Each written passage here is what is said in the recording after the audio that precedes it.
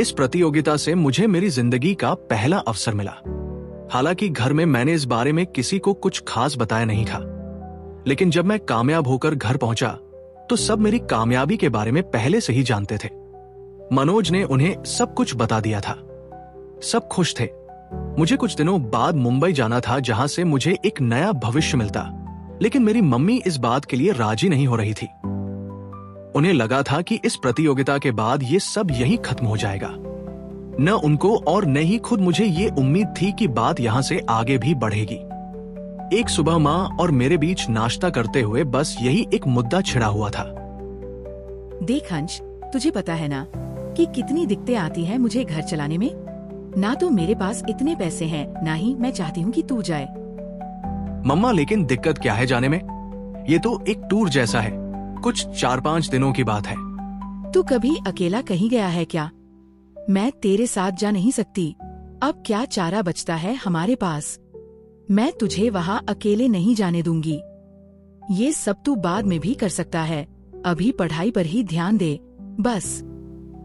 तो मैं पढ़ाई कहाँ छोड़ रहा हूँ मम्मी, इससे मुझे पैसे भी मिलेंगे और करियर भी। मैंने फिर जोर दिया। अंश, ये करियर नहीं होता, कुछ और कर जिसमें कल तुझे धक्के न खाने पड़े। कम से कम जब तक पढ़ाई पूरी न हो जाए। मैंने उनके चेहरे पर पूरी उम्मीद के साथ देखा। थोड़े पैसे भी मिल जाएंगे, प्लीज। अगर मैं फिर भी मना करूं तो मैं नहीं जाऊंगा। मेरा जवाब काफी बोझिल था। मैं चुपचाप अपना नाश्ता खत्म करने लगा। मां मुझे ताड़ रही थी। कुछ देर बाद वो थोड़ी नरम पड़ी। देख अंश, तू नहीं जानता कि तू क्या है मेरे लिए। मैं तेरी बहनों से ज्यादा तेरे साथ सख्ती करती हूँ, क्योंकि तू ही मेरी एक उम्मीद है। मेरे पास तेरे अलावा और कोई नहीं है, न मेरा न तेरी बहनों का। मैं तुझे इस तरह नहीं छोड़ सकती इस भीड़ में। अभी कल तक ही तो तेरा हाथ पकड़कर तुझे सड़क पार कराती थी, और आज तू कह रहा है कि तुझे इतनी दूर मुंबई अकेले जाने दूं? नहीं, मैं इतना बड़ा जुआ नहीं खेल सकती। मैं माँ को हमेशा से जानता था, समझता था, और यही वजह थी कि मैं खुद के मन को मारकर भी उनसे कोई शिकायत नहीं करता था। मैं जानता था कि उनके लिए मैं क्या हूं, और उनका यही जवाब होगा। ये भी पता था, लेकिन खुद को भी समझा नहीं पा रहा था। मैं नाम कमाने के लिए ये सब नहीं करना चाहता था, और न ही इस पेशे में मेरी कोई दिलचस्पी थी। उस वक्त मुझे ये सिर्फ पैसा कमाने का एक जरिया लगा, जो किस्मत से मुझे मिला था। इस तरह मैं माँ की मदद कर सकता था, उन खर्चों में जो कि उसने कितने ही वक्त से टाले हुए थे। लेकिन उस सुबह आखिरी बार मैंने माँ से इस बारे में बात की थी। उस शाम एक स्टूल पर खुद को संतुलित करते हुए मैंने पर्दे का एक हिस्सा रॉड में पिरोया और दूसरा मांगने के लिए माँ की तरफ हाथ बढ़ाया। उसका ध्यान मेरे हाथ की तरफ नहीं था। ना जाने क्या सोच रही थी, शायद वही जो रात दिन मेरे दिमाग में रहता था। पिछले कुछ दिनों में मैंने खुद को घर के काम और ट्यूशन में व्यस्त रखा हुआ था। मेरे दोस्त मुझसे कई बार उस हंट के बारे में पूछ चुके थे। मैंने उन्हें और खुद के मन को बस ये कहकर चुप करा दिया कि शायद यही किस्मत में लिखा था। मम्मी, कुछ पल इंतजार करके मैंने उन्हें चेताया।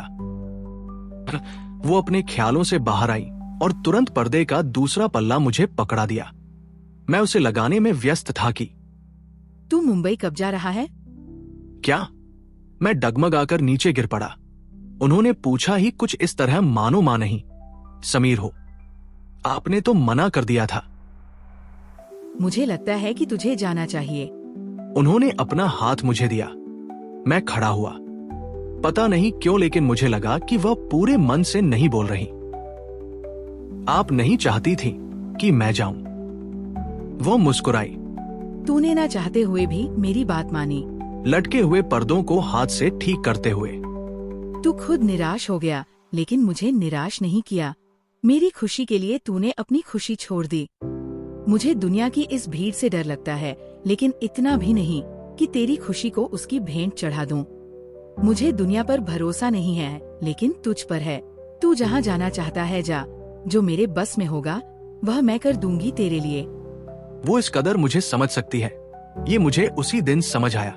मुझे तो यकीन ही नहीं हो रहा था कि ये सब कोई सपना नहीं है। माँ मुझे शाम के बाद घर से बाहर तक नहीं जाने देती थी। सब कुछ मेरे हित में ही था, लेकिन फिर भी मैं बेवजह एक ही सवाल किए जा रहा था। लेकिन अचानक क्या हुआ आपको? कुछ नहीं। मैं जानती हूँ कि तेरी कुछ इच्छाएं हैं, जरूरतें हैं जो मैं पूरी नहीं कर सकती, लेकिन अगर तू उनको पूरा करना चाहे तो मुझे रोकना भी नहीं चाहिए ना। माँ ने ऐसे कहा मानो कोई बड़ी हार स्वीकार कर ली हो। बेहद थका सा लहजा था उनका। मैं कभी उन्हें ये एहसास नहीं कराना चाहता था कि उनकी परवरिश में कोई कमी रह गई है। नहीं चाहता था कि मुझे महसूस होने वाली कोई तंगी, कोई कमी उन तक पहुंचे।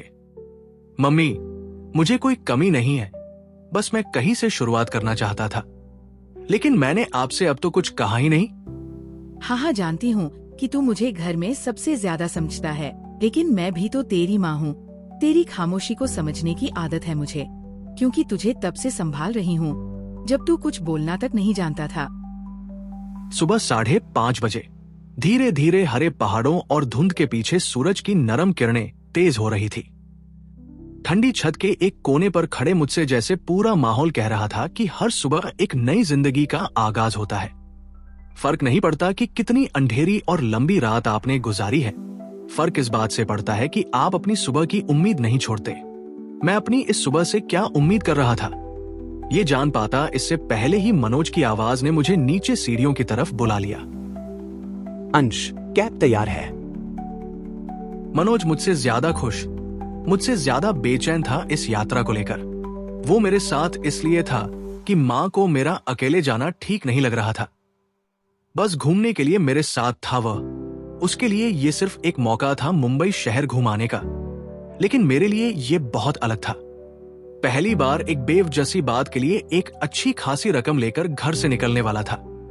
मेरी वजह से अगर ये पैसे डूब जाते तो मैं एक अच्छे खासे नुकसान के लिए जिम्मेदार होता। मैंने अपना बैग लिया और बेहद भारी मन से मां से विदा ली।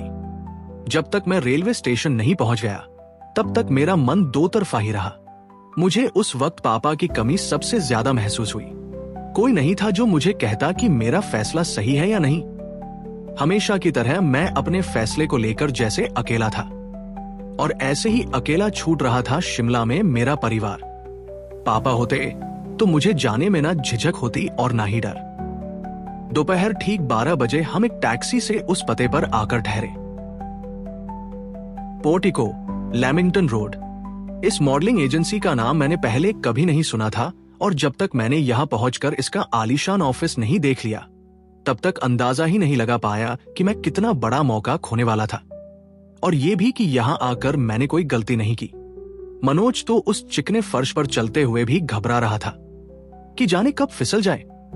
जो चेहरे बस टेलीविजन के किसी एडवर्टाइजमेंट में देखे थे, उनकी तस्वीरों से सजा एक चकाचौंध भरा ऑफिस। ये मेरी जिंदगी का दूसरा बड़ा मौका था। हम यामिनी से मिले। वो हमें देखकर बहुत ही खुश हुई, और मैं उससे भी ज्यादा। उस दिन उसके चेहरे पर मेकअप की वह परत नहीं थी, मगर वो फिर भी बला की खूबसूरत दिख रही थी। कुछ कागजी औपचारिकताओं के साथ उसने मुझे इस फोटो शूट के बारे में थोड़ी बहुत जानकारी दी। 3 लोगों में से सिर्फ तुम्हें ही पसंद किया है इस ब्रांड ने। क्या नाम है इस ब्रांड का? मैंने पूछा।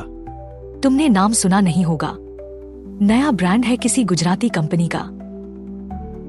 उसकी बात करने की अदा उस रोज भी वैसी ही बनावटी मगर दिलकश थी। ये एक पोर्टफोलियो शूट है। इनमें से कुछ तस्वीरें मैगजीन में भी छपेंगी। कुछ फोटो हम आगे और लोगों को भी भेज देंगे। हो सकता है कि तुम्हें जल्द ही और मौका भी मिल जाए। बातें करते हुए हम स्टूडियो तक पहुंचे। यकीनी स्टूडियो के कुछ लोगों से मिलवाने के बाद वह वहां से चली गई। All the best. ये पहन लो। एक लड़के ने बेहूदगी से कुछ कपड़े मेरे हाथ में पकड़ा दिए। जब से होश संभाला था, शायद मैंने जिंदगी में पहली बार अपने दम पर इतने महंगे और अच्छे कपड़े पहने थे। तैयार होकर जब मैं मनोज के सामने गया तो उसने मुझे बख्शा नहीं। साले, अब पता चला लड़कियां क्यों भागती थीं तेरे पीछे। हमारी ही गर्लफ्रेंड्स हमसे ही तेरा नंबर क्यों मांगती थी। हाँ तो क्यों मांगती थी? बढ़िया दिखता है ना। मुझे सिर से पैर तक एक बार निहार कर। सच यार, जलन तो हो रही है, लेकिन खुश भी हूं तेरे लिए। बड़ा अच्छा लग रहा है कि मेरा दोस्त मॉडल बन रहा है। थैंक्स मनोज। चल अब बोर मत कर। मैंने धीमे से उसके पेट पर मुक्का मारा। कुछ और लोग हमारे पास आए। एक लड़का जिसने मेरे कपड़े अपने हिसाब से सेट किए, एक आदमी जिसने मेरे बालों पर हाथ साफ किया, एक और जिसने मेरा मेकअप किया, और आखिर में एक और जिसने मुझे पोज करने की थोड़ी बहुत तालीम दी। पूरी तरह तैयार हो जाने के बाद मैं एक विशाल हॉल में था। यहां हर दीवार, हर कोना एक अलग माहौल के हिसाब से सजा था। हमारे पहुंचने से पहले ही कुछ लोगों पर कैमरों के फ्लैश चल रहे थे। गूंजती सी आवाजों में कई तरह की हिदायतें सुनाई दे रही थी। मनोज की आंखें और मुंह वहां काम कर रहे लोगों को देखकर फैल सकते थे, लेकिन ये तुच्छ सी हरकत वो ना करे, इस बात के लिए मैं उसे रास्ते में ही समझा चुका था। उस चकाचौंध से हालांकि प्रभावित और हैरान मैं भी था, लेकिन उस भाव को मैं अपने चेहरे पर कभी आने नहीं देता था। अंश, एक हाथ मेरे कंधे पर पड़ा। मैं पीछे पलटा। जी। रेडी? च्युइंगम चबाते हुए हाथ में भारी सा कैमरा पकड़े एक आदमी ने मुझसे पूछा। उसने ढोड़ी में एक नग जड़ा हुआ था। बाल रंगीन, हरे, लाल और सुनहरे। समझ नहीं आ रहा था उसे देखकर डरूं या हंसूं। यस रेडी, मैं बस इतना ही बोल पाया। मुस्कुराना, इतराना, कैमरे को कभी नरम सी नजर और कभी गुरूर भरी। मैंने अपनी पूरी जिंदगी में कभी कोई बनावट नहीं की थी, लेकिन यहां मुझे अगर कुछ करना था तो सिर्फ बनावट। वैसे मैं जो भी कर रहा था वो सबको अच्छा लगा। कैमरे और मेरे चारों तरफ लगी सफेद लाइट्स के पीछे से मैं देख ही नहीं पाया कि कब यामिनी आकर वहां खड़ी हो गई थी। वह मेरे पूरे शूट में वहीं थी। उसने मेरी बहुत मदद की, लेकिन शूट के दौरान वह जिस तरह मुझे देख रही थी, मुझे थोड़ा असहज लग रहा था। फोटोग्राफर लगातार मुझे आदेश दिए जा रहे थे। ऐसे नहीं, ऐसे देखो, चिन थोड़ी ऊपर, आंखें नीची, यहां देखो, लेफ्ट बेंड, स्माइल थोड़ी कम, कफ लिप्स ओपन, या परफेक्ट, रिलैक्स, और भी पता नहीं क्या क्या। शूट खत्म होते ही यामिनी ने मुझे अपने साथ आने का इशारा किया। एक रोज यूं ही बातों बातों में समीर ने बताया था कि यामिनी और हमारी उम्र में कम से कम 2-2.5 साल का फासला है, इसलिए मैं उसका नाम नहीं लेता था। वह एक सजीले से केबिन की बॉस वाली कुर्सी पर बैठी थी। मैम, मैंने केबिन के दरवाजे से अंदर झांका। हाँ, कुछ बात करनी थी तुमसे। जी मैम। मैंने एक कुर्सी ली। वो उठकर कॉफी मशीन तक गई। कॉफी? No thank you. अच्छे लग रहे हो। उसकी नजरें भी मेरी तारीफ कर रही थी, कॉफी का एक डिस्पोजल भरते हुए। You did well. इससे पहले भी कहीं ये सब किया है? Means modelling, snapshot and all? Never, कभी नहीं। लेकिन तुमने जैसे किया, लगता है कि तुमने कभी तो फोटो सेशन कराया होगा।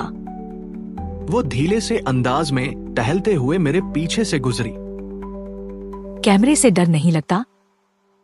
मुझे डरना चाहिए क्या? उसने सिर्फ हंसी में इस सवाल को टाल दिया। उसने वापस अपनी कुर्सी संभाली। हमने शिमला में एक बात नोट की थी। आगे से हमेशा ध्यान रखना कि जब भी रैंप वॉक करो तो कभी लोगों की तरफ मत देखना और आपका चेहरा खाली होना चाहिए। शिमला में तुम मुस्कुरा रहे थे, शर्मा रहे थे, ये सब नहीं चलता। I am sorry. कोई बात नहीं। मेरा चेहरा पढ़ते हुए। वह तुम्हारा पहला मौका था, तुम्हारी गलती भी नहीं थी। लड़कियां जिस तरह से तुम्हारे लिए चिल्ला रही थी, तो तुम आगे क्या करना चाहते हो? अभी कुछ कर रहे हो? मैंने अभी इंटर के इम्तिहान दिए हैं। What? वो हैरानी से हंस पड़ी। तुमने अभी ग्रेजुएशन भी नहीं किया? उसने आंखें बड़ी करके बेहद हैरानी से पूछा। क्यों, इससे कोई फर्क पड़ता है? लगा कि हाथ आया मौका छूट गया हो। उसने कुछ सोचा। ऐसा नहीं है, बस तुम थोड़े लंबे हो और तुम्हारा बर्ताव काफी मैच्योर है, तो मुझे लगा कि कम से कम ग्रेजुएट तो होगे ही। It's all right, it's all right. वो होठों के किनारों को एक हाथ से ढकते दूसरी तरफ देखने लगी। मुझे नहीं पता था कि इसमें इतना हंसने की क्या बात थी। मुझे बुरा भी लग रहा था, मगर शायद उस मुकाम के लोगों के लिए हम जैसे हंसी की चीज ही होते हों। काफी देर तक हम खामोश ही रहे। उसे वक्त लगा खुद को गंभीर करने में। तो ये शूट तो हो गया, अब आगे चलना है। अगर कोई और मौका मिले तो करोगे? बिल्कुल। तो फिर तुमको थोड़ा इंतजार करना होगा और थोड़ा समय देना होगा। किसे? इस लाइन को। उसने उठकर कॉफी का खाली डिस्पोजल कोने के डस्टबिन में डाला। क्योंकि तुम्हारी उम्र कम है तो तुम्हारे पास वक्त ही वक्त है इस लाइन को देने के लिए, और यहाँ यही चाहिए। जो लोग जल्दबाजी करते हैं उनका कुछ नहीं होता यहाँ। और हाँ, हो सके तो अपना लुक थोड़ा और मॉडिफाई करो। ये भूरे बाल और सादा चेहरा देखकर लोग बोर हो जाएंगे। वो फिर दबेदबे मुस्कुराने लगी। इस बार मुझे लगा कि बस चल दूं यहां से, तो मैं वापस जा सकता हूं। उसने गर्दन तानते हुए कुछ सोचा। गंभीरता से सोचते हुए होठों पर जीभ फेरी और कुछ दिनों में मेरे पास एक ऑफर आना है, एक मोबाइल कंपनी के ऐड का। मुझे उसमें एक को मॉडल की जरूरत होगी। मैं तुमको बुलाना चाहती हूँ उसके लिए। आपको यकीन है कि ये ऑफर आपको ही मिलेगा? उसने मेरी तरफ देखा और पूरे यकीन के साथ, मैं जानती हूँ कि ये ऐड मुझे ही मिलेगा। कहते हुए वो पहली बार कुछ खोई सी और कुछ गंभीर सी दिखाई दी। तुम उसकी चिंता मत करो, बस इतना बताओ कि तुम करोगे या नहीं। अगर आपको लगता है कि मैं कर सकता हूं तो जरूर। इतनी बात करने के बाद मैं वहां से जाने के लिए उठ गया। केबिन के दरवाजे तक पहुंचा था कि यामिनी ने एक और सवाल कर दिया। अंश, एक बात पूछनी थी। ये तुम्हारा रियल एटीट्यूड है या केवल मुंबई के लिए खास पोता हुआ है चेहरे पर? क्या? मैंने पलटकर उसे देखा। वो मुस्कुराते हुए कुछ अंदाजा सा करते हुए मुझे देख रही थी। ये कैसा सवाल है? असल में तुम्हारा एटीट्यूड लगता तो एटीट्यूड जैसा ही है, लेकिन काफी नेचुरल। हम सबको तुम्हारी ये बात शिमला में भी बहुत भाई थी। तुम बहुत कम बात कर रहे थे, खुद में ही थे, और मुस्कुराहट तो तुम्हारी बस वॉक पर ही दिखी थी। मैंने एक भारी सांस छोड़ी। लगा कि शिमला वाला हाल यहां भी होने वाला है। मैं कभी भी कुछ भी शो ऑफ के लिए नहीं करता। हाँ, अगर मेरा कम बोलना या गंभीर रहना आपको मेरा एटीट्यूड लगता है तो मैं यही कहूंगा कि ये मेरी आदत है। यामिनी को अपने घर का नंबर देकर और अपनी पेमेंट का चेक लेकर हम मुंबई से वापसी कर गए। मैंने कभी नहीं सोचा था कि मेरी पहली कमाई 40,000 की होगी, वो भी इस तरह।